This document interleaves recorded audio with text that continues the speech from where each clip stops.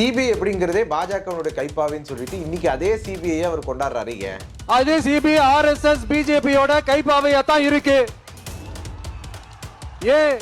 ஏன் நீங்க அங்க போய் ஒளிஞ்சிக்கிறீங்க? அதான் பின்ன கணிசமான அளவு கொடுக்கணும்னு சொல்றீங்க, அரசாங்கத்துக்கிட்ட அப்படி ஒரு டிமாண்ட் வைக்கிறீங்க. அப்படிங்கிறப்ப அவங்களால எவ்வளவு தமிழ்நாட்டில் மிகப்பெரிய ஹிட் லிஸ்ட்ல இருக்கக்கூடிய ஒரு ரவுடி, இத்தனை ஆண்டுகள் சிறைவாசத்தில் இருக்கக்கூடியவர்களுடைய உடல் அடக்கத்துக்கு எத்தனை ஆயிரம் போலீஸ் இறக்கிருக்கீங்க? பத்திரிகையாளர்கள் அவர் சந்திக்காதனுடைய விளைவுதான் இதெல்லாம். 41 பேர் தமிழ்நாட்டில் ஆட்சி பத்திரிகையாளர்களை சந்திக்கலன்னா ஆட்சி அமைக்க முடியாதா? நான் என்ன கேட்கிறேன் சார், நான் கேட்கிறேன் இல்ல என்னைக்காவது வெளிப்படையா ஒரு பத்திரிகையாளர் அவர் சந்திக்கலாம்ல. என்னைக்காவது ஒரு நாள்னு சித்தார்த் சொல்லியிருக்காருல்ல, சொல்லலாம்ல. என்னைக்காவது இப்போ நீங்க தானே சொன்னீங்க என்னைக்காவது ஒரு நாள்னு சந்திப்பேன். எப்படி எங்க இருந்து டேபிள் கொண்டு வந்தீங்க போஸ்ட்மார்டம் பண்றதுக்கு? எப்படி இவ்வளவு எல்லா டாக்டரையும் வர வச்சுட்டீங்க, போஸ்ட்மார்டம் பண்ணதுக்கு எத்தனை டேபிள் வச்சிருந்தீங்கன்னு கேட்கிறாரு உச்ச நீதிமன்றத்துடைய நீதிபதி. நான் கேட்கிறேன், இவ்வளவு உயர்நீதிமன்றத்துல வைக்கிறேன் அரசு மேல வைக்கல, இதை ஏன் நீங்க உயர் நீதிமன்றத்துல ஏன் வைக்கல? அதுதான் சொல்றேன், நீங்க பிரேயர் ஒழுங்கா படிக்கல அப்படின்னு நினைக்கிறேன். இல்ல செய்திகளை மட்டுமே பார்த்துருக்கீங்க, திமுக செய்தியாளர்கள் சொல்லக்கூடியதை மட்டும் கேட்டுட்டு பேசுறீங்களா? அப்போ உடனடியாக முதல்வர் வந்து தலைமைச் செயலகம் போகிறது, உடனடியாக மக்கள் நல்வாழ்வுத்துறையினுடைய அமைச்சர் வந்து உடனடியாக நேரில் போகிறது, துபாயில் இருக்கக்கூடிய சின்ன முதல்வர் வந்து உடனடியாக இங்கே ஓடி வரது, தனி விமானத்தில் வருது, திருப்பி ஒரு மணி நேரம் கழிச்சு திருப்பி தனி விமானத்தில் துபாய்க்கு போகிறது, அங்கே இப்போ சம்பவம் நடத்துல உடனே 2-3 அமைச்சர்கள் உடனடியாக வந்து களத்தில் நிற்கிறது, உடனடியான உடல் கூறு ஆய்வுகள், உடனடியாக காலையில் 4-5 மணிக்கு எல்லாத்தையுமே சடலம் வரைக்கும் எரித்து முடிக்கக்கூடிய சூழலுக்கு ஏன் தள்ளினீங்க? இதற்கு எத்தனை டாக்டர்கள் கிடைச்சாங்க? அதுக்கு உங்களுக்கு எப்படி டேபிள் கிடைச்சதுன்னு வரைக்கும் இன்னைக்கு உச்சநீதிமன்றம் கேள்வி எழுப்பியிருக்கு. இவர்கள் போட்டார்கள் பாருங்க ஒரு திட்டம், இதுக்குள்ளே முடிஞ்சிடும், உடனே அது அறிக்கை வரும், அந்த அறிக்கையை வந்து குறிப்பிட்ட நேரத்தில் வெளியிடுவாங்களாம், அதுக்குள்ளே டிசம்பர் மாதம் வந்துருமா, தேர்தல் அறிவிச்சிருவாங்களாம், அப்போ அவரால் எலெக்ஷனில் நிற்க முடியாதான், அவர் குற்றவாளின்னு சொல்லுவாங்களாம். எல்லாமே சொல்கிறதுக்கு செந்தில் வேலையாலேயே முடியுதுன்னா அப்போ செந்தில் பாலாஜி அவர்கள் விளக்கம் கொடுக்கவே கூடாதுன்னு சொல்ல வரீங்களா? நீங்கள் நல்லா நான் புரிஞ்சுக்கணும். நான் கேட்ட ஒரு கேள்வியை நீங்கள் வந்து கடந்து போயிட்டு இருக்கீங்க. ஜாம்பவான் டிவி நேயர்களுக்கு வணக்கம். இன்று நம்மோடு நேர்காணல் பேசுவதற்காக தமிழக வெற்றி கழகத்தினுடைய ஆதரவாளர் திருமிகு ஜல்லிக்கட்டு ஜலீல் அவர்கள் நம்மோடு இருந்திருக்கிறார். வாருங்கள், அவரோடு பேசலாம். வணக்கம் சார். வாழ்த்துக்கள். உச்சநீதிமன்றம் வந்து தீர்ப்பு வழங்கி இருக்குது. அதாவது சிபிஐ விசாரணை கோரி தமிழக வெற்றி கழகம் தொடர்ந்த வழக்கில் சிபிஐ விசாரணை நடத்தலாம் அப்படின்னு சொல்லி தீர்ப்பு வழங்கியிருக்கிறாங்க. எப்படி பார்க்குறீங்க? இல்லை, நம்ம ஏற்கனவே பல காணொலிகளில் வந்து நம்ம விவாதிச்சிருக்கோம். கிட்டத்தட்ட ஒரு 41 பேருக்கு மேலே உயிரிழப்பு சம்பவம் என்பது இது எளிதாக வந்து ஒருபோதும் கடந்து போயிட முடியாது. அத்தனை மானுடங்களுக்கும் நம்ம கொடுக்கக்கூடிய சரியான அதற்கான ஒரு நீதி வேணும் தான் கேட்குறோம். இது வந்து அரசியலான ஒரு கட்டமைப்பாக தான் ஆளும் கட்சி கொண்டு போய்கிட்டு இருக்குதே தவிர்த்து அதற்கான வலியும் வேதனையும் உள்ள மக்களுக்கு ஒரு நிவாரணமும் ஒரு தீர்வும் ஏற்படணும் அப்படின்றதான் பேசுகிறோம். இங்கே யார் சரியானவர்கள் அப்படின்றத இன்றைக்கி மக்கள் எல்லாத்தையுமே சொல்லிக்கிட்டு இருக்காங்க. இறப்பு நடந்த ஒவ்வொரு வீட்லேயும் அது மிகப்பெரிய ஒரு பேர் இழப்பாக தான் பார்க்கப்படுது. இன்றைக்கி நீங்கள் எவ்வளவு தொகையை கொண்டு போய் கொடுத்தாலும், அரசு கொடுத்தாலும், தலைவர் தளபதி அவர்கள் கொடுத்தாலும் அது ஒரு நிவாரணமாகத்தான் இருக்குமே தவிர்த்து அந்த இழப்பு என்பது ஒருபோதும் ஈடு செய்ய முடியாத ஒரு விஷயம். அப்பேற்பட்ட இழப்புக்கு ஆளும் கட்சியினுடைய கட்டமைப்பு எவ்வாறெல்லாம் வந்து ஒரு தூற்றலை வந்து இங்கே காற்றுல தூவி விட்டது போல் ஒரு மயத்தை தூவி விட்டார்களோ, அதற்கான ஒரு இதிலிருந்து வெளியில் வரணும் அப்படின்றதுக்கு அந்த கண்டினியூவாக அந்த ஒரு 4-5 நாட்கள் அப்படி தொடர்ச்சியாக வந்து அந்த நீதி தேவதையினுடைய நேரடி பிள்ளைகளாகவே தமிழக அரசு வந்து களத்தில் நின்றுச்சு.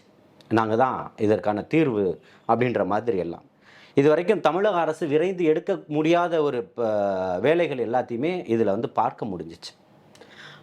அப்படிப்பட்ட இடத்துல உடனடியாக முதல்வர் வந்து தலைமைச் செயலகம் போகிறது, உடனடியாக மக்கள் நல்வாழ்வுத்துறையினுடைய அமைச்சர் வந்து உடனடியாக நேரில் போகிறது, துபாயில் இருக்கக்கூடிய சின்ன முதல்வர் வந்து உடனடியாக இங்கே ஓடி வர்றது, தனி விமானத்தில் வர்றது, திருப்பி ஒரு மணி நேரம் கழிச்சு திருப்பி தனி விமானத்தில் துபாய்க்கு போகிறது, அங்கே சம்பவம் நடத்தல உடனே 2-3 அமைச்சர்கள் உடனடியாக வந்து களத்தில் நிற்கிறது, உடனடியான உடல் கூறு ஆய்வுகள், உடனடியாக காலையில் 4-5 மணிக்கு எல்லாத்தையுமே சடலம் வரைக்கும் எரித்து முடிக்கக்கூடிய சூழலுக்கு ஏன் தள்ளினீங்க? இதற்கு எத்தனை டாக்டர்கள் கிடைச்சாங்க? அதுக்கு உங்களுக்கு எப்படி டேபிள் கிடைச்சதுன்னு வரைக்கும் இன்றைக்கி உச்சநீதிமன்றம் கேள்வி எழுப்பியிருக்கு. இந்த கேள்வியை தான் ஏன் இவ்வளவு அவசர நிலைன்றதான் நம்ம ஆரம்பத்துல இருந்தே எடுத்து சொல்லிக்கிட்டு இருந்தோம். இதுல வந்து மிகப்பெரிய ஒரு சந்தேகங்கள் இருக்கு. ஒட்டுமொத்த கரூர் மக்களுக்கும் அந்த சந்தேகங்கள் இருக்கு. பாதிக்கப்பட்டவர்களுடைய குடும்பம் அந்த சந்தேகம் இருக்கு. அப்ப அந்த சந்தேகத்தை தீர்க்க வேண்டியது யாருடைய கடமை? இங்க இவ்வளவு கூட்டம் கூடிடுச்சு, உளவுத்துறை இந்த இடத்துல இப்ப தோல்வி அடைந்ததுன்றது தமிழக அரசு ஏன் ஒத்துக்க மறுக்குது? காவல்துறை வந்து அதிக அளவில் இல்லை அப்படின்றது. நான் என்ன கேட்குறேன், அந்த சம்பவம் நடக்கிறதுக்கு 15 நிமிஷத்துக்கு முன்னாடி ஒட்டுமொத்தமாக எல்லாமே கும்பலாக கொண்டு வந்து நின்றுட்டாங்களா? இல்லையே. காலையிலேருந்து நிற்கிதுன்னு நீங்கள் இந்த தமிழக அரசு தானே அறிக்கையில் சொல்லுது. அப்பயே காவல்துறையினுடைய எண்ணிக்கை அதிகப்படுத்தலாம். 20 பேருக்கு ஒரு காவல்துறை அப்படின்றது இது எல்லாமே கண் துடைப்பு ஒரு நாடகம். சார் காவல்துறையில் இருக்கிறவங்களும் மனுஷங்க தானே சார், அதுவும் நம்ம மிருகங்கன்னே சொல்லலையே. அதான் பின்ன கணிசமான அளவு கொடுக்கணும்னு சொல்றீங்க, அரசாங்கத்துக்கிட்ட அப்படி ஒரு டிமாண்ட் வைக்கிறீங்க. அப்படிங்கிறப்ப அவங்களால எவ்வளவு தமிழ்நாட்டில் மிகப்பெரிய ஹிட் லிஸ்ட்ல இருக்கக்கூடிய ஒரு ரவுடி, இத்தனை ஆண்டுகள் சிறைவாசத்தில் இருக்கக்கூடியவர்களுடைய உடல் அடக்கத்துக்கு எத்தனை 1000 போலீஸ் இறக்கியிருக்கீங்க? அப்ப 41 பேருடைய உயிர் என்ன சாதாரணமான்னு கேட்குறேன். மிகப்பெரிய ஒரு கட்டமைப்புல உள்ள ஒரு ரவுடி, நீங்க தான் எல்லாமே நீங்க தான் சொல்றீங்க. இத்தனை ஆண்டுகள் சிறைவாசம், அவர் வந்து ஒரு ஆயுள் தண்டனையினுடைய சிறைவாசி. அவருக்கு இப்போ ஒரு மருத்துவ கோரிக்கையை வைக்கிறாரு, அதுக்கு அவர் கல்லீரல் மாற்று சிகிச்சை அறுவை சிகிச்சை நடக்குது. திரும்ப வந்து அதே மருத்துவமனையில் மருத்துவத்தை தொடரணுன்றாரு, அதுக்கு கூட மறுக்கப்பட்டு அரசு மருத்துவமனையில் நடத்துறீங்க பாதுகாப்புக்காக. எல்லாமே பண்ணிட்டீங்க. சிறையில் இருந்தே திட்டம் போட்டு கொடுத்தாரு ஒரு மாநில தலைவர், தேசிய கட்சியினுடைய மாநில தலைவரை கொல்றதுக்குன்னு சொல்லிட்டு. அப்போ சிறைக்குள்ளே எந்த மாதிரியான ஒரு பாதுகாப்பு இருக்குது? சிறைக்குள்ளே நான் காவல்துறையில் உள்ளவங்கெல்லாம் மிருகங்கள்னோ வேற என்ன நான் குறிப்பிடலை. அவர்களும் மனிதர்கள் தான். ஆனால் அங்கே ஏன் கணிசமான அளவு இல்லை, தேவையான அளவு இல்லை? அதை பார்க்கணுமா இல்லையா? ஆனா இருந்தாலும் உங்க மேலதான் குற்றச்சாட்டு வைக்கிறாங்க. நீங்க நேரத்துக்கு வந்திருந்தீங்க. இந்த குற்றச்சாட்டு யார் மேல வேணா யார் வேணா வைக்கலாம், தப்பே இல்லை. இப்பவும் சொல்றேன், விமர்சனங்கள் இங்க 1000 வைக்கலாம், குற்றச்சாட்டுகள் எதுவுமே இல்லை, நிரூபிக்கப்படணும். ஆமாவா இல்லையா? இப்போ நீங்க ஒரு ஆணையத்தை நீங்க அமைக்கிறீங்க, உடனடியாக அருணா ஜெகதீசன் தலைமையில் ஒரு ஆணையத்தை அமைக்கிறீங்க. ஏன் அவசரமா அமுதா ஐஏஎஸ் அவர்கள் ஒரு காணொலியை வெளியிடணும்? இதற்கான தேவை என்ன இருக்கு? இப்போ இன்னைக்கு நீதிமன்றத்தில் சொல்லியிருக்கீங்க அருணா ஜெகதீசன் அவர்களுடைய விசாரணை முடிஞ்சிருச்சு, அறிக்கையை தான் தாக்கல் செய்யணும்னு. எப்படி 15 நாளையில் இவ்வளோ ஒரு வேகமாக ஒரு அறிக்கையை தாக்கல் செய்றீங்க? ஜெயலலிதா அவர்களுடைய மரணத்திற்கு இந்த மாதிரி ஒரு அறிக்கை தாக்கல் செய்ய முடியலையே. ஜெயலலிதா மரணம் அடைந்த போது அப்போ அதிமுக ஆட்சி தானே சார் நடந்துட்டு இருந்தது. 4 ஆண்டுகள் யார் ஆட்சி நடக்குது? தேர்தலில் சொன்னீங்களா இல்லையா? இந்த அம்மையார் இதுக்கு இந்த மரணத்திற்கு என்னதான் எதிர்கட்சி தலைவராக இருந்தாலும் ஒரு சிறந்த ஆளுமையான இருந்தவர், அதை ஒருபோதும் ஏற்றுக்க முடியாது. மருத்துவமனையில் இவ்வளவு சிசிடிவி கேமராக்கள் இல்லைன்னு சொல்லப்படுது. ஆனால் நம்ம வந்து ஆட்சிக்கு வந்தவொன்னே அந்த விசாரணையை சீக்கிரமாக வெளியில் கொண்டு வருவோம்னு சொன்னீங்களா இல்லையா? உண்மையை வெளியில் கொண்டு வருவோம்னு சொன்னீங்களா இல்லையா? 4.5 ஆண்டுகள் ஏன் தூங்கிக்கிட்டு இருக்கீங்க? இங்கே என்ன தயக்கம் இருக்குன்னு கேட்குறேன். இப்போ யாரோட கூட்டணியாக இப்போ இருக்கிறீங்க? அப்போ ஆளும் கட்சிக்கும் சாதகமாக தான் இந்த கடந்த காலத்தினுடைய ஆளும் கட்சி இன்னைக்கு எதிர்கட்சியாக இருக்கிறவர்களுக்கும் சாதகமாக தான் இவங்க இருப்பாங்களா? இன்னைக்கு 15 நாள் கூட ஆகலை, அதுக்குள்ளே உங்களால் ஒரு ஆணையத்தை போட்டு அதுக்குள்ளே விசாரணையை முடிச்சு விட முடிஞ்சுது. ஒட்டுமொத்த மக்களும் இன்னைக்கு இதை தான் சொல்கிறீங்க. உங்களுடைய செய்தி தொடர்பாளர்கள் போல பேசிக்கிட்டு இருக்கக்கூடிய பத்திரிகையாளர் செந்தில்வேல் சொல்கிறார், உடனே வந்துடும், ஆணையத்தினுடைய பதில் வந்துடும், விஜய் தான் குற்றவாளி, தேர்தல் தேதி அறிவிச்சிருவாங்க. இதெல்லாம் புரியவே மாட்டேன்து. கேரு செட்டிங்கான்னு கேட்பார்ல, அந்த மாதிரிலாம் இருக்குது ஒட்டுமொத்தமும். சரி, எனக்கு ஒரு கேள்வி இருக்குது சார். என்னென்னா, இப்போ நீங்கள் சிபிஐ விசாரணை வேணும் அப்படின்னு சொல்லி தாவேக்கா வந்து உச்சநீதிமன்றத்தில் வழக்கு தொடர்ந்து இருந்தது. ஏன் மாநில அரசு வந்து வச்சிருந்த அந்த எஸ்ஐடி மேலே ஏன் உங்களுக்கு நம்பிக்கை இல்லையா? ஏன் கடந்த காலங்களில் வந்து இதே வந்து திமுக அரசு போய் பல முறை போயிட்டு சிபிஐ வழக்கு வேணும்னு கேட்டாங்களே, அப்போது மாநில அரசு மேலே நம்பிக்கை இல்லையா? நம்பிக்கை இல்லை தான், நம்பிக்கை இல்லை. அதனால தான் கேட்குறோம், சிபிஐ விசாரணை வேணும், புலனாய்வு விசாரணை வேணும்னு சொல்லிட்டு ஓய்வு பெற்ற உச்சநீதிமன்றத்தின் நீதிபதியினுடைய தலைமையில் தான் குழு அமைக்கணும்னு சொல்கிறோம். என்ன தப்பு இருக்கு? அவர்கள் நீதிபதி இல்லையா? இங்க தமிழகத்தில் இருந்த நீதிபதி அப்படி பேசலையே. திமுகவினுடைய வாய்ஸா தானே பேசினார். நீதி அரசர்லாம் யாரும் இங்கே இல்லை, நீதி அறிவிப்பாளராக தான் இருக்கணும். ஆனால் நீங்கள் நீதி அரசர்னு சொல்றீங்க, அதுவே மிகப்பெரிய வியப்பாளா இருக்கு. நீங்கள் நீதிபதியை ஏன் இப்படி விமர்சிக்கணும்? நீங்கள் இல்லை, நீதிபதி திரும்பவும் சொல்கிறோம், அவர்கள் சொன்ன தீர்ப்பை தான் விமர்சிக்கிறோம். நல்லா புரிஞ்சுக்கணும். சட்டம் எல்லாருக்கும் சமமானதுன்னு சொல்ற மறுக்கிறீங்களா சித்தார்த்து? அதில் உங்களுக்கு மாற்று கருத்து இல்லை. இந்த நாட்டினுடைய குடியரசுத் தலைவருக்கு என்ன சட்டம் இருக்குதோ அதுதானே கடைகோடி மக்களுக்கும் இருக்குது. அந்த சட்டம் சமமானது தானே. இதுதானே சமூக நீதியாக இருக்குது. அந்த சமூக நீதி தானே வேணும்னு கேட்குறோம். இங்கே சமூகம் நீதியாக இல்லை, இந்த சமூகத்துக்கு நீதியாக இல்லைன்னு தானே சொல்கிறோம். அப்போ எங்களுடைய வலியும் வேதனையும் என்ன இருக்குது? ஒரு நம்மளை நம்பி வந்தாங்க, நம்மளை பார்ப்பதற்காக வந்தாங்க, நமக்காக வந்தாங்கன்றப்போ தலைவர் தளபதியினுடைய அவர்களுடைய மனம் எப்படி புண்பட்டிருக்கும்? அதற்காக தானே இந்த போராட்டங்கள். ஏன் வரல, அதை பண்ணல, இதை பண்ணல. இன்னைக்கு எல்லாத்துக்குமே அடுக்கடுக்காக உச்சநீதிமன்றம் கேள்விகள் கேட்டுக்கிட்டு இருக்குல்ல. ஆம்ஸ்ட்ராங் அவர்களுடைய கொலை வழக்கு 1 ஆண்டு கடந்துருச்சு. ஏன் நீதி விசாரணை முடிக்கலை? நீங்கள் தானே விசாரணை பண்ணுவோன்னு சொன்னீங்க. அன்னைக்கே வந்து சிபிஐ வழக்கு விசாரிக்க போகும்போது விசாரிக்காமல் தடுத்து நீங்கள் தானே விசாரிப்போன்னு சொன்னீங்க. இன்றைக்கி அதையும் தூக்கி சிபிஐ வசம் கொடுத்துருச்சு இல்லை. அடுக்கடுக்காக அந்த மாதிரி கொடுத்துக்கிட்டு இருக்கா இல்லையா? உங்களுக்கு கண்டனங்களை தெரிவிச்சுக்கிட்டு இருக்கா இல்லையா? நீங்கள் மக்களை 62 பேரினுடைய கள்ளச்சாராய விவகாரத்தில் இதே மாதிரி முனைப்பு காட்ட வேண்டியதானே? எல்லாமே தோண்டி எடுக்கப்படும். அஜித் குமார் தம்பி ஒருவருடைய மரணம் தான் மற்ற புதையுண்ட 24 பேருக்குனுடைய மரணத்திற்கும் அது வந்து தொடக்க புள்ளியாக இருந்தது. அதுக்கப்புறம் தாவேக்கு என்ன பண்ணுச்சு? அவங்களுக்கு யாருக்கு? அவங்களுக்காக என்ன பண்ணுச்சு தாவேக்கு? அதுக்கான முயற்சிகள் இருக்குது, அதுக்கான வழக்காடு மன்றம் இருக்கு. நிச்சயமாக தமிழக வெற்றி கழகம் ஆட்சிக்கு வரும்போது அதற்கான தண்டனையே யார் குற்றவாளிகளோ அவர்கள் அனுபவிப்பார்கள். தமிழக வெற்றி கழகம் ஆட்சிக்கு வந்தா காவல்துறை மரணங்களை நீ நடக்காது அப்படின்னு உறுதி கொடுக்க முடியுமா? யாருக்கு? மக்களுக்கு. நிச்சயமா நடக்காதுதான். காவல்துறைக்கு நான் என்ன கேட்குறேன், உங்களுடைய காவல்துறை இப்போ நீங்கள் வந்து அப்போ காவல்துறை எப்படி வேணால் ஆடலான்றீங்களா? தமிழக வெற்றி கழகம் வந்தால் நடத்த முடியாது, அதனால இப்போ எப்படி வேணால் நடக்கலாம் அப்படி நான் சொல்லலை. அந்த காவல்துறை மரணங்களை வந்து எந்த அரசுனாலையுமே தடுக்க முடியல. தாவேக்கா பூசா வந்து தடுத்துருமான்னு கேட்குறேன் நான். அப்புறம் எதுக்கு அதுக்கு ஒரு துறை வச்சுருக்கீங்க? அதுக்கு எதுக்கு நீங்கள் வந்து முதல்வர் வந்து அதுக்கு மந்திரியாக இருக்கீங்க? கலைச்சிடுங்க, அதையும் தனியார் மயமாக்கிடுங்க. அது பண்ணலாமா? ஒரு அம்மாவும் பொண்ணும் வராங்க திருவண்ணாமலைக்கு. 2 காவலர்கள் பண்ண கூத்து என்னன்னு பார்த்தீங்கல்ல. ஏன் இந்த முதல்வர் பெருசாக இது பண்ணல? ஏன் அந்த வீட்டுக்கு போய் நிற்கலை? எல்லாத்துக்கும் இதுக்கு போனியா அதுக்கு போனியான்னு கேட்குறீங்களே, ஏன் போகலை?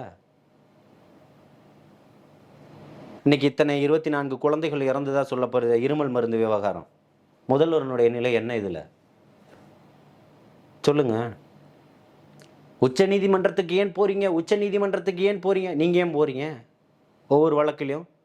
இதுக்கு வந்து ராகவாச்சாரி வந்துட்டார். உங்களுக்கு கடந்த காலங்களில் ராகவாச்சாரி ஆஜராகி இந்த தூய்மை பணியாளர்கள் விஷயத்தில் வாதாடி இருக்கிறாரு. தேன்மொழி அவர்கள்ட்ட வந்து ராகவாச்சாரிக்கு கொடுக்குற அளவுக்கு ஃபீஸ் கொடுக்குற அளவுக்கு பெரிய ஆளா அவங்க? அப்போ இயக்கக்கூடியது யார்? காலங்கள் கடக்க கடக்க அதான் சொல்கிறேன், இருள் விலகும், வெளிச்சம் வர வர இருள் விலகிக்கிட்டே இருக்கும். இன்னைக்கு இருள் வந்து விலக ஆரம்பிச்சுக்கிட்டு இருக்கு. நிச்சயமாக நீதி இங்கே வந்து பேசப்படும். நீதி தான் இங்கே நிற்கும். அதை ஒருபோதும் யாரும் மறுத்திட முடியாது, மறைச்சிடவும் முடியாது. எத்தனை ஆண்டுகளுக்கு மறைப்பீங்க? உப்பு தின்னு இருக்கீங்க, தண்ணி குடிக்கணும்னு சொல்கிறோம். இப்போ சிபிஐ விசாரணை நீங்கள் கேட்குறீங்க.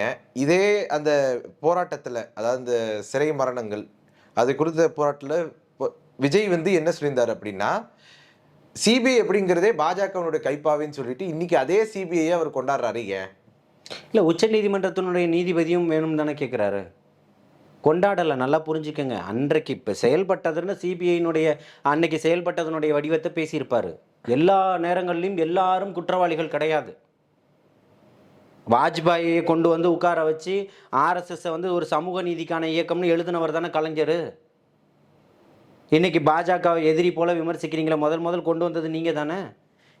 கேட்டால் காமன் மினிமம் ப்ரோக்ராம் ஒன்று பண்ணிட்டாங்களாம். அப்போ நல்லவர் ஆகிட்டாரா? இப்போ பேசுகிறாங்களே எல்லாரும், அந்த வாஷிங் மிஷினில் போட்டு துவைச்ச உடனே உங்கள் கூட கூட்டணி வச்ச உடனே அவர் புனிதர் ஆகிட்டாரா? பாஜகவுக்கு ஆர்எஸ்எஸ்னுடைய தொடர்பு அத்து போச்சா? ஒவ்வொரு முறை இங்கே பிரச்சனை நடக்கும்போதும் ஓடி போய் பாஜக கிட்ட நிற்கும் போதும் அந்த வாஷிங் மிஷினில் போட்டு எடுத்துகிட்டு வந்துடுறீங்களா? நிதி ஆயோக் கூட்டத்தில் போயிட்டு மோடியினுடைய ஆட்சி சிறப்பாக இருக்குதுன்னு இப்போ இந்த ஆண்டு நிதி ஆயோக் கூட்டத்தில் கலந்துக்கிட்டு முதல்வர் பேசியிருக்கிறாரு. சிறப்பாக இருந்துச்சா? மோடியை புகழ வேண்டிய காரணம் என்ன?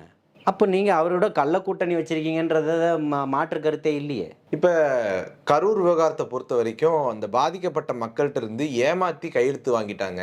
நாங்கள் வந்து வழக்குகள் பதிவு பண்ணவே சொல்லலை, ஆனால் எங்களை ஏமாற்றி கையெழுத்து வாங்கிட்டாங்க அப்படின்ற மாதிரிலாம் சொல்கிறாங்களே. இது பாருங்க, கையெழுத்து வாங்கினவர் யார், கேட்டவர் யார், போட்டவர் யார், அந்த வழக்கை யார் நீதிமன்றத்துக்கு எடுத்துகிட்டு போயிருக்கான்னு எல்லாமே தெரியும். அதுக்கும் தமிழக வெற்றி கழகத்துக்கு எந்த சம்மந்தமும் இல்லை. தமிழக வெற்றி கழகத்தினுடைய சார்பாக தான் போகுது. புரியுதுங்களா? அவர்கள் இன்பில்ட் ஆகுறாங்க அந்த கேஸில். புரியுதுங்களா? தனிச்சு 41 பேருக்கும் நீதி வேண்டும் தான் போகுது.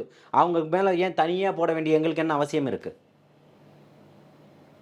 இல்லை, பாதிக்கப்பட்டவர்களை சாட்சியாக கூட நீங்கள் இழுத்துருக்கலாம்ல. யாருக்கு? அதுக்கு 41 பேரையும் கூப்பிடணுமே, அவர் ஒருத்தரை மட்டும் ஏன் கூப்பிடணும்? ஒருத்தர் இல்லை, 3 பேர். இல்லை, அதை தான் யார் போட்டது, கையெழுத்து யார் வாங்கினது, அவர் தெளிவாக சொல்கிறாரு. கேளுங்க அந்த பேட்டியை. புரியுதுங்களா? யார் கையெழுத்து வாங்கினது, யார் போனது, எல்லாத்தையும் அவர் தெளிவாகவே பதிவு பண்ணியிருக்கிறாரு. அதுக்கும் தமிழக வெற்றி கழகத்துக்கும் தமிழக வெற்றி கழகத்தினுடைய தோழமைகளுக்கும் தலைமைக்கும் எந்த தொடர்பும் இல்லை. ஓகே. இப்போ விஜய் வந்து கரூருக்கு போக போகிறதா சொல்லியிருந்தாரு. பல கண்டிஷன்ஸை வந்து விதிச்சிருந்தாரு. சில கண்டிஷன்ஸ்லாம் வந்து என்னென்னா, 1 கிலோமீட்டருக்கு சுற்றளவில் அவருக்கு போலீஸ் பாதுகாப்பு வேணும் அப்படின்லாம் கேட்டதா சொல்கிறாங்களே. கேட்டதெல்லாம் இது வரைக்கும் கொடுத்துட்டீங்களா? கேட்டதெல்லாம் இது வரைக்கும் கொடுத்துட்டீங்களான்னு கேட்குறேன். உங்களால் என்ன, அவர் 1000 கேட்பாரு, உங்களால் என்ன முடியுமோ அதை சொல்லுங்கள். எங்களால் இது ஐயா இதெல்லாம் முடியாது, எங்களால் இதுதான் முடியும், இல்லை நீங்கள் வாங்க, உங்களை பாதுகாப்பாக கூட்டிகிட்டு போயிட்டு பாதுகாப்பாக நாங்கள் கூட்டிகிட்டு வந்துடுறோன்னு சொல்லுங்கள். பாதுகாக்க வேண்டியது யாருடைய வேலை? பாதுகாக்க வேண்டியது யாருடைய வேலை? எனக்கு வெளியில் வர ஒரு அச்சமாக எனக்கே, நான் பெரிய ஒரு ஆள் கிடையாது. என்னால் முடிஞ்ச அளவுக்கு ஒரு போராட்டங்கள் பண்ணியிருக்கேன், இந்த சமூகத்துக்காக உழைச்சிருக்கேன். எனக்கு ஏதோ ஒரு வேலை, நான் வெளியில் போகணும், அந்த இடத்துல எனக்கு இதாக இருக்குன்னா காவல்துறை தொடர்பு கொண்டோன்னா என்னை கூட்டிகிட்டு போக வேண்டியது காவல்துறையினுடைய கடமை. புரியுதுங்களா? அதுக்கு மறுப்பு சொல்ல முடியாது. சட்டம் அப்படி இருக்குது. நீங்கள் கூட்டிகிட்டு போக மாட்டேன்றதை சொல்லலாம். அதுக்கப்புறம் நான் நீதிமன்றம் போய் நீதிமன்ற வாயிலாக அதை நான் நிறைவேற்றிக்கலாம். புரியுதுங்களா? கேட்டிருக்காருன்னா இல்லைன்னு சொல்லுங்கள். ஏன் விமர்சனம் பண்ணிட்டு இருக்கீங்க? இல்லை, அப்படின்னா அவர் கேட்குற சரி, இப்போ போறாரு, அதெல்லாம் அக்செப்ட் பண்ணிட்டீங்களா? இப்போ போறாரு. ஆதவர்ஜனா கூட சொல்றாரு 16ஆம் காரியத்துக்கு அப்புறம் பேசுவோம்னு பேசுறாரு. அசால்ட்டா பேசுறாரு அவரு. ஆமாங்க, ஒரு குடும்பத்துல இருக்கிறவங்க அசால்ட்டான்னு சொல்றீங்களே, ஒரு குடும்பத்துல ஒரு 16ஆம் காரியத்துக்கு அப்புறம் நாங்க போவோம்னு சொல்றது என்னது இது? ஆமாங்க, ஒட்டுமொத்த பேரும் வராங்க, ஒருத்தரை சந்திக்கிறாங்க. ஒரு இடத்துலையும் போய் 41 பேரையும் சந்திக்க கூடியது இதான விஷயம் இல்லை. புரியுதுங்களா? அன்னைக்கு இருக்கக்கூடிய அந்த இந்த காலகட்டத்தில், இந்த இருக்கக்கூடிய காலகட்டத்தில் ரொம்ப சென்சிட்டிவாக, இன்னும் கூட்டங்கள் அதிகமாக தான் ஆகுமே தவிர குறைவாகாது. ஏன்னா கரூர் துயரத்துக்கு அப்புறம் மக்கள் அதிக அளவில் அவர் மீது அன்பும் பாசமும் கொண்டிருக்கிறாங்க, மரியாதையும் கொண்டுகிட்டு இருக்கிறாங்க. கரூர் மக்களுடைய ஒட்டுமொத்த பேருடைய பேச்சும் இன்னைக்கு மாறி இருக்கு. அவர் தான் வேணுன்ற மாதிரி நினைக்கிறாங்க. அப்போ இன்னும் கூட்டங்கள் அதிகரிக்க தான் செய்யும். இந்த காவல்துறை கட்டுப்படுத்திடுமா? முடியுமா? அந்த கேள்வி எழும்புதா இல்லையா? அப்போ அவங்கள ஒரு இடத்துல சந்திக்கிறாரு. அவங்க வீட்டை விட்டு வெளியில் வரணும். அப்போ இன்னைக்கு இருக்கக்கூடிய தமிழனுடைய பண்பாடு கலாச்சாரம்னு ஒன்று இருக்குது. அதுக்கு முன்னாடி வீட்டை விட்டு வருவாங்களா? ஒரு இடத்துல போய் கலந்துப்பாங்களா? அதையெல்லாம் பார்க்கணும்ல. அதையெல்லாம் விமர்சனம் பண்ணக்கூடாது, அதையெல்லாம் பேசக்கூடாது. புரியுதுங்களா? அதெல்லாம் பார்த்து புரிஞ்சு தான் அவர் அதுக்கேற்ற மாதிரி கட்டமைக்கிறாரு. காவல்துறை அமைச்ச அந்த கண்டிஷன்ஸை தாண்டி விஜய் வருவாரா அப்படிங்கிறது சில பேருக்கு ஒரு சந்தேகமாகவே இருக்குது. விஜய் வருவாரா அப்படின்னு அவங்க இப்போ அவங்க கனவுல தூக்கம் வரலன்னா இவர் என்ன இப்போ இதாக பண்ண முடியும்? அவங்களுக்கு 1000 விஷயம் இருக்கும். தனிப்பட்ட நபருக்கு 1000 கேள்விகள் இருக்கும். ஒவ்வொருத்தருக்கும் பதில் சொல்லணுன்றது தமிழக வெற்றி கழகத்தினுடைய வேலையோ இல்லை அதனுடைய தலைவர் தளபதி அவர்களுடைய வேலையோ கிடையாது. இப்போ பத்திரிகையாளர்களை கிட்ட வர வைக்கக்கூடாது, அதாவது பத்திரிகையாளர்கள் கேள்வி கேட்கக்கூடாது அப்படிங்கிற மாதிரி ஒரு நிபந்தனை வச்சிருக்காரு. ஏன் பத்திரிகையாளர்களை தவிர்த்துக்கிட்டே இருக்காரு விஜய்? எதனால்? நல்லா புரிஞ்சு, ஒரு விஷயம் நடந்திருக்குன்னா எதனால், யாரை பத்திரிகையாளர் அவர்கிட்ட அவர் போய்கிட்டே இருப்பார். புரியுதுங்களா? அந்த சம்மந்தப்பட்ட இடத்துல வரக்கூடாதுன்னு சொல்கிறாரு. அவர் நேரடியாக மக்கள்கிட்ட பார்க்க வராரு. நீங்கள் தான் 100 வாட்டி போய் பேட்டி எடுத்து போட்டுட்டீங்கல்ல, இன்னும் என்ன பேட்டி எடுக்க போகிறீங்க? 100 முறை ஒவ்வொரு குடும்பத்தையும் இன்னைக்கு ஒரு யூடியூப் சேனலில் கிட்டத்தட்ட ஒரு 100கணக்கான சேனல் இருக்குது. ஸ்ட்ரீம் மீடியா எக்கச்சக்கமாக இருக்குது. எல்லாரையுமே பேட்டி எடுத்துறீங்க. அத்தனை பேரும் பேட்டி கொடுத்துக்கிட்டு தான் இருக்கிறாங்க. யாரா மாற்றி கொடுத்துருக்காங்களா? 2 மீடியாவில் இப்படி பேசி 2 மீடியாவில் அவருக்கு எதிராக பேசியிருக்காங்களா? இல்லையே. இதுதான் இங்கே உற்று நோக்கக்கூடிய ஒரு விஷயமா இருக்குன்னு சொல்கிறேன். அப்போ அந்த இடத்துல அவர் நிகழ்வு நடத்தக்கூடிய இடத்துல பத்திரிகையாளர்களுக்கு அனுமதி இல்லைன்னு சொல்கிறார். பத்திரிகையாளர்கள் அவர் சந்திக்காதனுடைய விளைவு தான் இதெல்லாம் 41 பேர் தமிழ்நாட்டில் ஆட்சி பத்திரிகையாளர்களை சந்திக்கலன்னா ஆட்சி அமைக்க முடியாதா? நான் என்ன கேட்குறேன், நான் கேட்குறேன், பத்திரிகையாளர்களை சந்திக்காதனுடைய அந்த போக்கு வந்து கிட்டத்தட்ட பிரதமர் மோடி அவர்களுக்கு ஒப்பானதா இருக்கு. மோடி எப்படி பத்திரிகையாளர்களை சந்திக்க தவிர்க்கிறாரோ அது போல விஜயும் தவிர்க்கிறாரு அப்படிங்கிற மாதிரி சில பேர் விமர்சனம் வைக்கிறாங்கல்ல. இங்கே பாருங்க, அவர் ஏன் எழுதி கொடுத்ததை மட்டுமே, எந்த கேள்விக்கு எழுதி கொடுத்தாலும் அந்த கேள்வியை மட்டும் நீங்கள் என்ன கேள்வி கேட்டாலும் பேப்பரில் இருக்குது. எப்படி பத்திரிகையாளர்கள் கேட்கக்கூடிய கேள்விகள் முதல்வர் அவர்கள் வாசிக்கக்கூடிய பேப்பரில் இருக்குது, அது எப்படி? இப்போ சொல்லுங்கள், இது எந்த பத்திரிகையாளர்? எனக்கு புரியல, தலையெல்லாம் சுற்றுது. ரஜினிகாந்த் சொன்னார்ல, கேட்ட உடனே எனக்கு தலையெல்லாம் சுற்றிடுச்சு, அது மாதிரி எனக்கு சுற்றுது. பத்திரிகையாளர்கள் கேட்கக்கூடிய கேள்விகள் வந்து இவர்களுடைய பேப்பரில் இருக்க வேண்டியது. அவர் கேட்குறாரு ஒரு விஷயம், எதை பீகார் தேர்தலை பற்றி பேசுகிறாரு, அது இந்த பத்திரிகையில் எப்படி வந்துச்சு? இவர் எழுதி வச்சிருக்க ஸ்கிரிப்டில் எப்படி இருக்குது? இந்த நாடகம் எனக்கு பிடிக்கலன்னு சொல்கிறாரு. வெளிப்படையாக இருக்கிறாரு, உண்மையாளனாக இருக்கிறாரு. இது உங்களுக்கு பிடிக்கலையா? இல்ல, என்னைக்காவது வெளிப்படையா ஒரு பத்திரிகையாளர் அவரை சந்திக்கலாம்ல. என்னைக்காவது ஒரு நாள்னு சித்தார்த் சொல்லியிருக்காருல்ல, சொல்லலாம்ல. என்னைக்காவது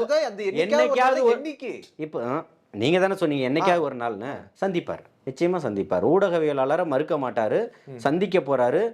எல்லா பத்திரிகையாளர்களும் அவர் பதில் சொல்லுவாரா? யாருக்கு? பத்திரிகையாளருக்கு அவர் பதில் சொல்லுவாரா? நீங்க ஏதோ கேள்விகளுக்கு அவர் பதில் சொல்லுவாரா? ஆமா, கேள்வின்றது பதில் சொல்றதுக்கு தானே. நீங்க வந்து கேட்கக்கூடிய உரிமை உங்களுக்கு இருக்குல்ல, பதில் சொல்லக்கூடிய உரிமை எனக்கு இருக்குல்ல, நிராகரிக்கக்கூடிய உரிமை எனக்கு இருக்குல்ல. அப்புறம் உங்களுக்கு என்ன தயக்கம்? விருப்பம் இருந்தால் பதில் சொல்ல போகிறாரு, இல்லைன்னா கடந்து போக போகிறாரு. நீங்கள் கேட்ட எல்லா கேள்விகளுக்கும் முதல்வர் அன்னைக்கு பதில் சொல்லிட்டாரா? உங்களுடைய ஆட்சி தானே நடந்தது. இப்போ அடுத்தடுத்து பதில் சொல்லுங்கள். எப்படி எங்கேருந்து டேபிள் கொண்டு வந்தீங்க போஸ்ட்மார்ட்டம் பண்ணுறதுக்கு? எப்படி இவ்வளோ எல்லா டாக்டரையும் வர வச்சுட்டீங்க, போஸ்ட்மார்ட்டம் பண்ணதுக்கு எத்தனை டேபிள் வச்சுருந்தீங்கன்னு கேட்குறாரு உச்சநீதிமன்றத்துடைய நீதிபதி. இதுக்கு வந்து சித்தார்த்துடைய பார்வை என்னவா இருக்குது? சொல்லுங்கள் சித்தார்த், உங்களுடைய பார்வை என்னவா இருக்கு? அவங்க வந்து அந்த காலகட்டத்தில் ஒரு எமர்ஜென்சிக்கு அவங்க ஏற்படுத்தி தானே ஆகணும். எங்க டேபிள் இல்ல டேபிள நான் சொல்லல, டேபிள சொல்லல, மருத்துவர்களை சொல்றேன். நீங்க மருத்துவரை கொண்டு வந்துட்டீங்க. ஆமா, மருத்துவர்ல அரசு கொண்டு வந்தது இல்ல. இங்க இங்க இங்க வந்திருக்கீங்க, இங்க ஒரு 100 பேரை கூட்டிட்டீங்க. 3 சேர் தானே இருக்கு. 100 பேரை எப்படி உட்கார வைப்பீங்க? உங்களுக்கு விவரம் புரியுதா இல்லையா? சித்தார்த்துக்கு ஏதாவது குழப்பம் இருக்கா? டாக்டரை வர வச்சிட்டீங்க, அதற்கான பொருளை நீங்க எடுத்துட்டு வந்துருவீங்க. தரையிலேயே போட்டு போஸ்ட்மார்ட்டம் பண்ணிட்டீங்களா? கண்டிப்பா முடியாது. 4 மணிக்குள்ள எரிக்க வேண்டிய காரணம் எல்லாம் ஒரே நேரத்தில் கொண்டு போய் எரிக்க வேண்டிய அவசியம் என்ன இருக்கு? சந்தேகம் எழுப்புதா இல்லையா? பாமரனுக்குள்ள சந்தேகம் தான். நான் பெரிய நாலேஜபிள் பர்சன் கிடையாது. நான் ஒரு சாதாரணமானவன், எளிமையானவன். என்னோட அறிவு கெட்டின மாதிரி கேட்குறேன். எல்லாத்தையும் ஒரே நேரத்தில் எல்லாத்தையும் கொடுத்து ஒரே மாதிரி 440 ஆம்புலன்ஸ்லையும் கரூர் மாவட்ட திமுக அப்படின்னு போட்டு பேனர் வரைக்கும் ஒட்டி கரூர் மாவட்ட திமுக பண்ணிச்சா அரசாங்கம் பண்ணிச்சா? சரி, இந்த குற்றச்சாட்டுகள்லாம் ஏன் உயர் நீதிமன்றத்தில் நீங்க வைக்கல? நான் கேட்கிறேன். இவ்வளோ உயர் நீதிமன்றத்துல வைக்கிறேன், அரசு மேல வச்சிருக்கீங்கல்ல, இதை ஏன் நீங்க உயர் நீதிமன்றத்துல ஏன் வைக்கல? அதுதான் சொல்றேன், நீங்க பிரேயர் ஒழுங்கா படிக்கல அப்படின்னு நினைக்கிறேன். செய்திகளை மட்டுமே பார்த்துருக்கீங்க. திமுக செய்தியாளர்கள் சொல்லக்கூடியதை மட்டும் கேட்டுட்டு பேசுறீங்களா? அப்போ இல்ல, உயர் நீதிமன்றம் அதெல்லாம் கேட்க போய் தான் சித்தார்த் அத்தனையுமே பேசுது. உயர் நீதிமன்றம் உச்ச நீதிமன்றம் பேசுதுன்னு சொல்றேன். இது உச்ச நீதிமன்றம் நீதிபதி கேட்கப்பட்ட கேள்விதான். மருத்துவர்களை கொண்டு வந்துட்டீங்க. அந்த நேரத்துல எப்படி போஸ்ட்மார்ட்டம் பண்ணீங்க? ஏன் விடியறதுக்குள்ள இத்தனையுமே நடந்துச்சு? 4 மணிக்குள்ள எப்படி எல்லா சவங்களையுமே எரிச்சிங்கன்னு கேட்குறாங்க. இதுக்கு பதில் என்ன இருக்கு சித்தார்த்துக்கிட்ட? இது உச்ச நீதிமன்றம் தானே கேட்டிருக்கு. அப்போ இந்த கேள்வியும் சந்தேகங்களும் அவங்களுக்கே எழும்பும்போது இவர்களுக்கு எழும்பாதா? இவர்கள் தானே நீதிமன்றத்துக்கு போயிருக்காங்க. இன்னும் நிறைய காட்சிகள்லாம் இருக்கு, வெளியில வர வேண்டியதெல்லாம். புரியுதுங்களா? எப்பவும் சொல்றோம், உச்ச நீதிமன்றத்தினுடைய நீதிபதி, ஓய்வு பெற்ற நீதிபதி அவர்களுடைய தலைமையில் ஒரு குழு அமைக்கிறாங்க இல்லையா? அது இன்னும் பல விஷயங்களை வெளியில கொண்டு வரும். இவர்கள் போட்டார்கள் பாருங்க ஒரு திட்டம், இதுக்குள்ளே முடிஞ்சிடும், உடனே அது அறிக்கை வரும். அந்த அறிக்கையை வந்து குறிப்பிட்ட நேரத்தில் வெளியிடுவாங்களாம். அதுக்குள்ளே டிசம்பர் மாதம் வந்துருமா, தேர்தல் அறிவிச்சிருவாங்களாம். அப்போ அவரால் எலெக்ஷனில் நிற்க முடியாதான், அவர் குற்றவாளின்னு சொல்லுவாங்களாம். எல்லாமே சொல்கிறதுக்கு செந்தில் வேலையாலேயே முடியுதுன்னா அருணா ஜெகதீசன் குழு எதுக்குன்னு தெரியல, ஆணையம் எதுக்குன்னு எனக்கு தெரியலையே. செந்தில்வேல் சொன்னதே தீர்ப்பை எடுத்து முதலமைச்சர் வாசிச்சுட்டு போயிட வேண்டியதானே? ஒரு நீதிபதி கிட்ட கொடுத்து வாசிச்சிட வேண்டியதானே? அதே அறிக்கையை வெளியில ஏற்ற வேண்டியதானே? நீங்க குழு அருணா ஜெகதீசன் தலைமையில குழு அமைத்த பிறகுதான் அமுதா ஐஏஎஸ் பேட்டி கொடுக்குறாங்க. உண்மைதானே? சம்பவம் நடந்த 1 மணி நேரத்தில் குழு அமைச்சிட்டீங்க. செந்தில் பாலாஜி பேட்டி கொடுக்குறாரு. இதெல்லாம் எப்படி சட்டத்துக்கு உட்பட்டதா? ஏன் இந்த ஆணையம் அதுக்கு கண்டனம் தெரிவிக்கல? அப்ப செந்தில் பாலாஜி அவர்கள் விளக்கம் கொடுக்கவே கூடாதுன்னு சொல்ல வரீங்களா நீங்க? நல்லா நான் புரிஞ்சுக்கோங்க. நான் கேட்ட ஒரு கேள்வியை நீங்க வந்து கடந்து போய்கிட்டு இருக்கீங்க. அருணா ஜெகதீசன் அவர்களுடைய ஆணையம் அமுதா ஐஏஎஸ் நடத்திய கூட்டத்துக்கும் செந்தில் பாலாஜி கொடுத்த விளக்கத்துக்கும் ஏன் கண்டனம் தெரிவிக்கவில்லை? சரியா தப்பா சொல்லுங்க. அது நான் எப்படி சொல்ல முடியும்? சரியா தப்பான்னு நான் எப்படி சொல்ல முடியும்? நீங்க ஆணையம் அமைச்சிட்டீங்க இல்லைங்க, நீங்க தானே ஆணையம் அமைச்சிருக்கீங்க. ஆணையம் அமைச்சிட்டு இவங்க 2 பேரும் எப்படி பேசிக்கிட்டு இருக்காங்க? அது தப்பு தானே. ஒரு குற்றவாளியினுடைய முகத்தை, ஒரு தவறு செஞ்சவனுடைய முகத்தை மூடி கொண்டு வருவாங்களா? அது எதுக்குன்னு தெரியுமா? தீர்ப்பு வரும்போது தான் அவன் குற்றவாளியான்றதே தெரியும். அது வரைக்கும் அவனுடைய முகத்தை காட்டிட்டாங்கன்னா, எக்ஸ்போஸ் பண்ணும்போது இவன் தான் குற்றவாளி, இவன் தான் குற்றவாளின்னுவாங்க. அப்போ ரோட்டில் போகக்கூடியவன்லாம் இவர் தான் குற்றவாளின்னு சொல்லுவாங்க. அப்படி ஒன்று நடந்துடக்கூடாதுன்றது தான் மூடி கொண்டு வரதனுடைய சாராம்சம். குற்றம் யார் மேலே யார் வேணால் சாட்டலாம். அது காவல்துறை கைதும் செய்யலாம், நீதிமன்றத்தில் நிறுத்தலாம், அவர் சிறையில் இருக்கலாம், போயிட்டு வரலாம். 27, 28 ஆண்டுகள் பல பேர் இருந்திருக்கிறாங்க சிறையில். 28 ஆண்டுகளுக்கு பிறகு நிரபராதின்னு வரலையா நம்ம ஊரில்? இந்த தமிழ்நாட்டில் நடக்கலையா? 28 ஆண்டுகள் கழித்தும் நீதி உயிர் பெற்றிருக்குல்ல. அப்போ அவர்களை தானே குற்றவாளின்னு 28 வருஷமாக காட்டிக்கிட்டு இருந்தீங்க. இப்போ எப்படி நிரபராதிகளாக மாறினாங்க? அப்போ இங்கே என்ன பொய் இருந்தது? ரொம்ப அழுத்தமாகிடுச்சு இல்லை நீங்கள் சொன்ன பொய் இவங்க தான் அப்படின்னு சொல்லி. என்ன ஒரு ஃபோட்டோ போட்டு நான் தான் குற்றவாளின்னா 100 பேர் அதுதான் குற்றவாளின்னு சொல்ல போகிறீங்க. நிரபராதின்னு நிரூபிச்சதுக்கப்புறம் எத்தனை மீடியாக்கள் பேசப்படுது, எத்தனை ஊடகங்களில் எத்தனை செய்திகள் வெளிவருது? அத்தனை செய்திகளுக்கும் இல்லைன்னு தெரிஞ்ச அப்புறம் எந்த ஊடகங்களாவது மறுப்பு செய்தி கொடுக்குதா? அதுக்காக ஒரு போராட்டம் பண்ணதுக்கப்புறம் கொடுக்குது. வருந்துகிறோம்னு எங்கே சின்னதாக கடைசியில் ஒரு லைன் பெட்டியில், ஆனால் போடும்போது ஹெட்லைனில் போட்டுடுறீங்க. ஊடகவியலாளர்கள் இந்த ஜனநாயகத்தினுடைய ஒரு தூணாக கருதப்படுறீங்க. அப்படி இருங்கன்னு சொல்கிறோம். உங்களுடைய நேரத்தை ஒதுக்கி எங்களோட கருத்துல பந்தமைக்கு நன்றி சார். வாழ்த்துக்கள்.